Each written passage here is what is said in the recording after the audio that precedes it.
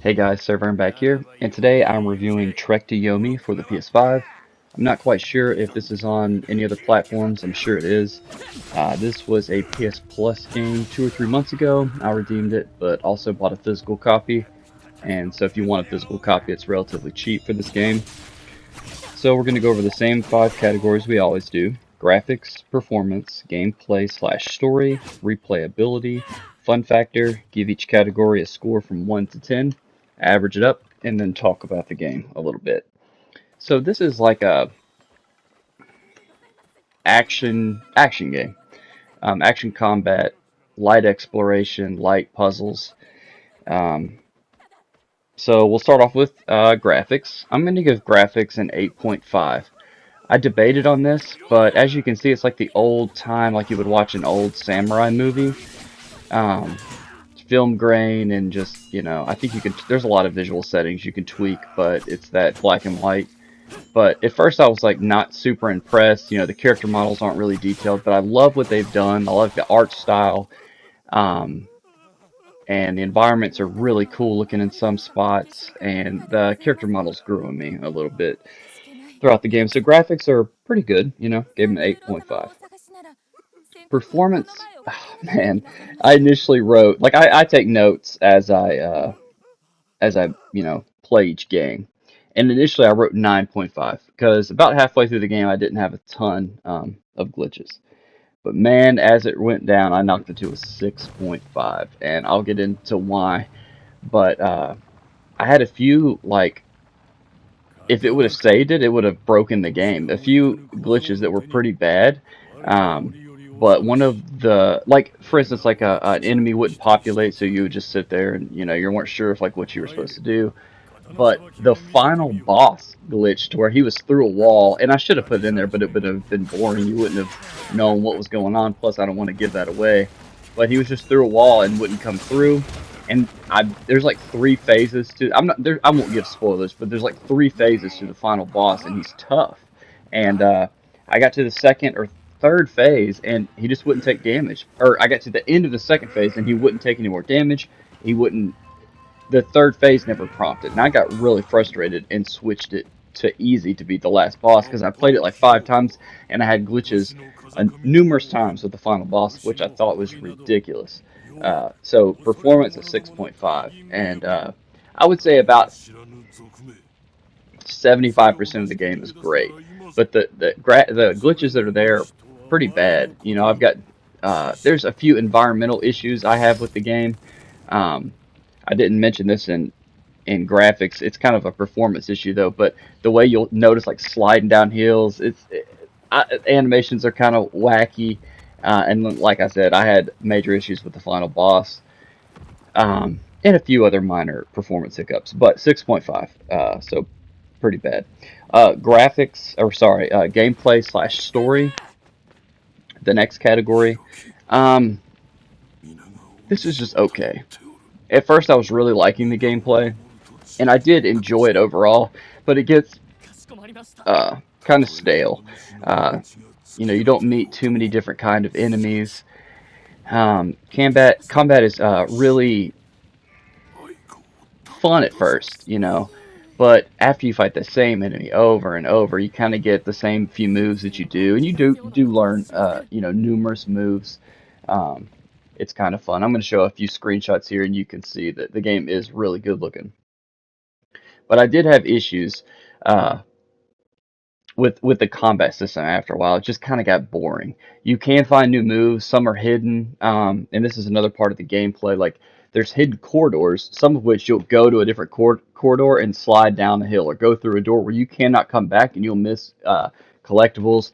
And that's good and bad. It adds to the replayability, but kind of makes the gameplay suffer a little bit because there's always like 2 ways to go, and you may choose the wrong way, and you're not going to be able to come back. So it can be kind of frustrating. Or, some people may love that because it'll give you a reason to play the game again.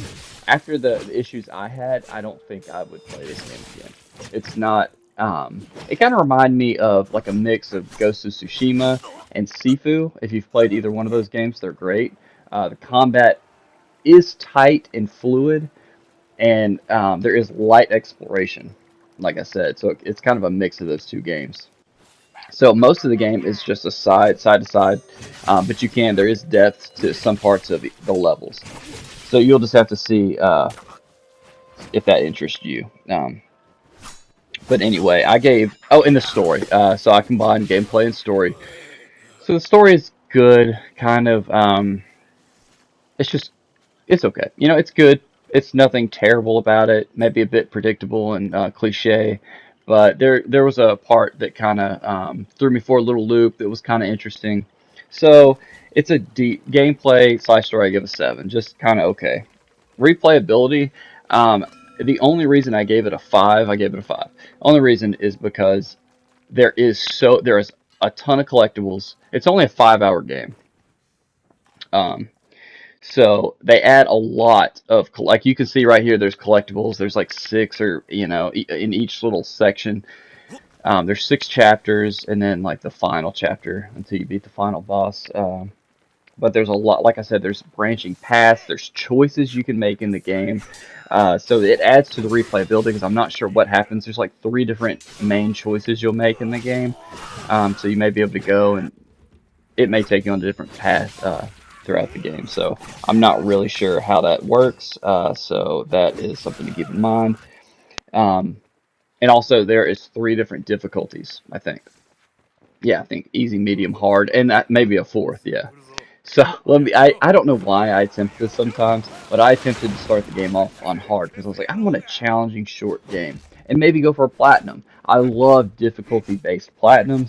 That's why this category gets a 5 as well, because I think that's really neat. Not everybody can get this platinum because it is tough. I started under hard, got about 25% through the game, and I said, this is not worth it to me because this game would have taken me 20 hours to beat had I, because I'm not that good at this game. There's a lot of moves that you can it's like almost Mortal Kombat level that you can learn and you can get better, but I'm not a big fighting game guy, so I wasn't willing to learn that, so I switched it to medium, and then, like I said, switched it to easy for the final boss, although I hate to admit it, but it was because of the glitches. I stand by that. Replayability 5. So, anyway, last category, fun factor. I give it a 4. I had fun at first, and then it just, after fighting the same boss, like these guys with the armor, it just gets old. I mean, it's just so many. Even on medium, you have to hit them so many times to finish them off. It just kind of gets boring. So to recap, 8.5 for graphics. Performance, I gave a 9. Or sorry, it started out at 9.5. I gave it a 6.5. Graphics, sorry. Gameplay slash story 7. Replayability 5. Fun factor 4. Averages out to a 6.2 out of 10, which is just an okay game. It's included if you redeemed it during the PlayStation Plus thing. Definitely go ahead and play it. What I purchased it for $30? No, this is a $14.99 game to me. I'm not sure if it can't be a big budget game. Maybe a AA game, indie to AA. It does have a cool art style. I wrote some interesting choices. Another thing I didn't like is there's no haptics. You shoot bow and arrows, you shoot, weapons, and I won't give too much away, but there's weapons in the game that you can't. There's no haptics. I don't know. It just seems lazy, a lazy port. So I didn't like that. I would only recommend this game if you had redeemed it, or if it was a deep sale, $14.99 or less. Had to hop in here, edit real quick because I had to mention the puzzles in this game are a joke, and why did I even add them? There's going to be a brief little segment here. There'll be like 3 symbols, and you just match the symbols. They take like maybe 30 seconds, 60 seconds max. The hardest one may take you, 2 minutes. It just doesn't make a lot of sense. But anyway, like I said, here's one of the puzzles. Complete joke. Why? It's like they just added that to say that there's puzzles in the game. Like I wasn't even paying attention on this one. I was like just like watching YouTube, like switching the puzzles, and you just like finish it out. Like there's 3, so it'll be anyway. It's just really meaningless, and I would just like start flipping and accidentally figure it out. But anyway, that's all I got. Yeah, SirVern out.